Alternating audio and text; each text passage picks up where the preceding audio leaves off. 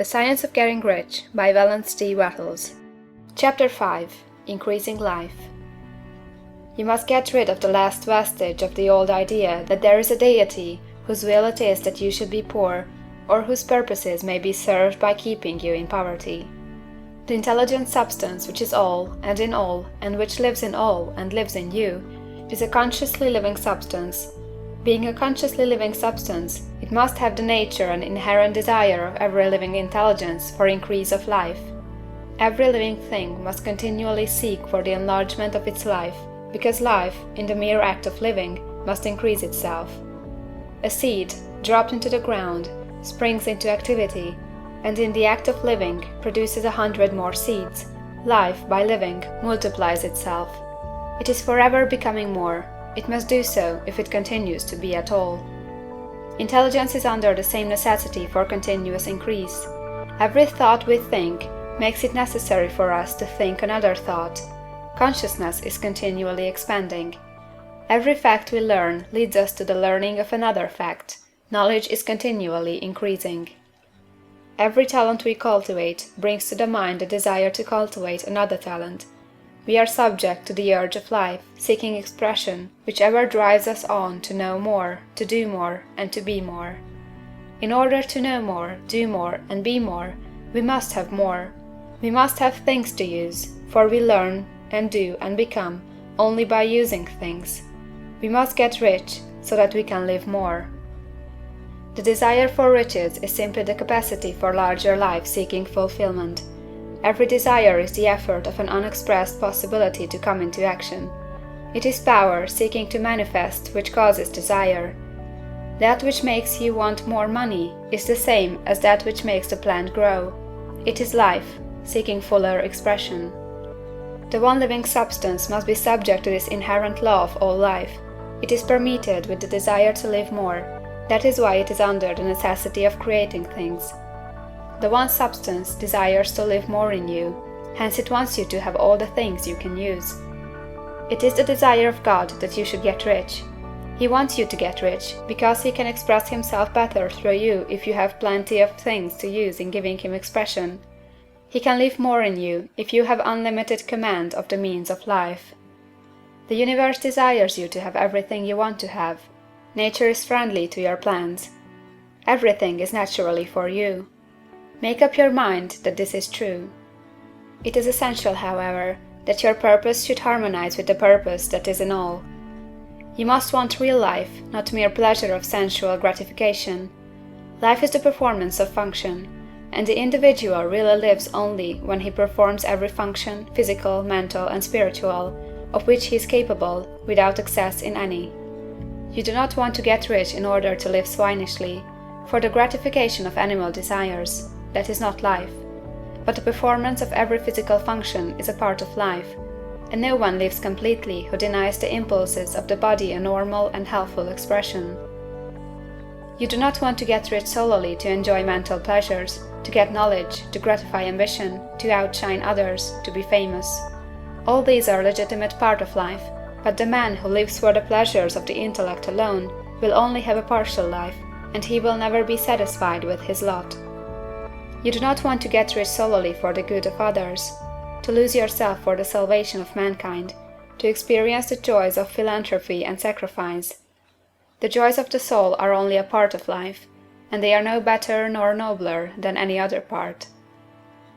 You want to get rich in order that you may eat, drink, and be merry when it is time to do these things, in order that you may surround yourself with beautiful things, see distant lands, feed your mind, and develop your intellect, in order that you may love man and do kind things, and be able to play a good part in helping the world to find truth. But remember that extreme altruism is no better nor nobler than extreme selfishness. Both are mistakes. Get rid of the idea that God wants you to sacrifice yourself for others, and that you can secure His favor by doing so. God requires nothing of the kind. What He wants you is that you should make the most of yourself, and for others. And you can help others more by making the most of yourself than in any other way. You can make the most of yourself only by getting rich, so it is right and praiseworthy that you should give your first and best thought to the work of acquiring wealth. Remember, however, that the desire of substance is for all, and its movements must be for more life to all. It cannot be made to work for less life to any, because it is equally in all, seeking riches and life. Intelligent substance will make things for you, but it will not take things away from someone else and give them to you. You must get rid of the thought of competition. You are to create, not to compete for what is already created. You do not have to take anything from anyone. You do not have to drive sharp bargains. You do not have to cheat, or to take advantage. You do not need to let any man work for you for less than he earns. You do not have to covet the property of others, or to look at it with wistful eyes. No man has anything of which you cannot have the like, and that without taking what he has away from him. You are to become a creator, not a competitor. You are going to get what you want, but in such a way that when you get it, every other man will have more than he has now. I am aware that there are men who get a vast amount of money by proceeding in direct opposition to the statements in the paragraph above, and may add a word of explanation here.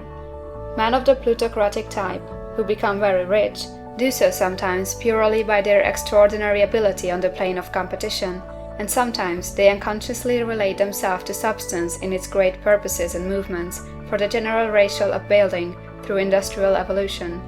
Rockefeller, Carnegie, Morgan, and others have been the unconscious agents of the supreme in the necessary work of systematizing and organizing productive industry, and in the end, their work will contribute immensely toward increased life for all. Their day is nearly over.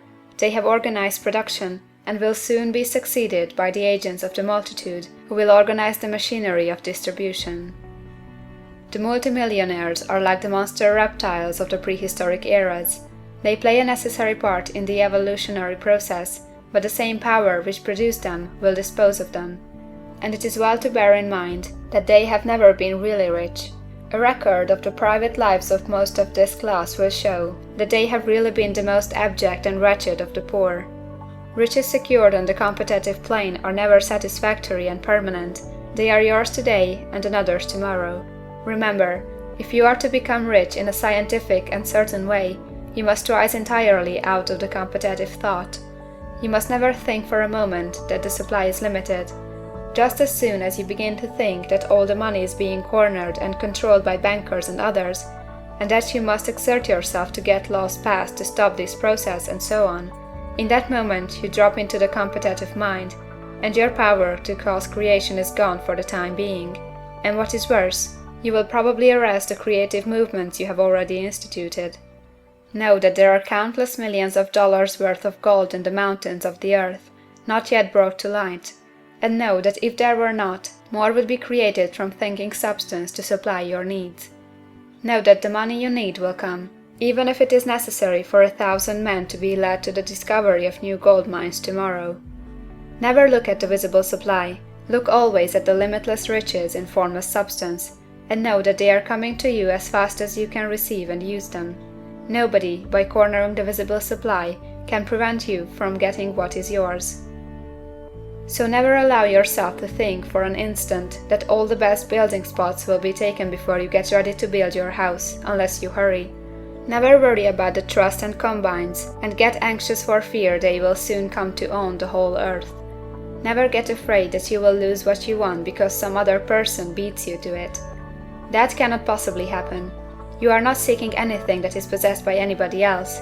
You are causing what you want to be created from formless substance, and the supply is without limits. Stick to the formulated statement. There is a thinking stuff from which all things are made, and which, in its original state, permeates, penetrates, and fills the interspaces of the universe.